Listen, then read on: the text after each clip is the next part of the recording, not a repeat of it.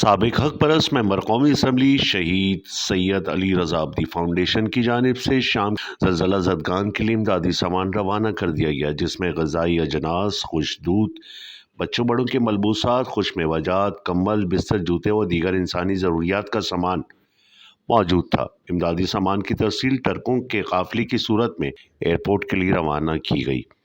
امدادی سامان جلد متاثرین تک پہنچ جائے گا۔ اس حوالے سے سید علی رضا عابدی کی والدہ ڈاکٹر صبیہ اخلاق کا کہنا تھا کہ شام میں جو زلزلہ آیا ہے اس کے متاثرین کے لیے ہم اپنی سی کوشش کر رہے ہیں۔ میں نے اپیل کی تھی تو ہمارے لوگوں نے دل کھول کے چیزیں بھیجی ہیں، احتیاط بھی بھیجے ہیں، اور کمبل، گدے اور کھانے پینے کی چیزیں اور دوسری ضروریات کی چیزیں بھیجی ہیں، جو ہم لوگ 2 دن سے پیک کر رہے ہیں۔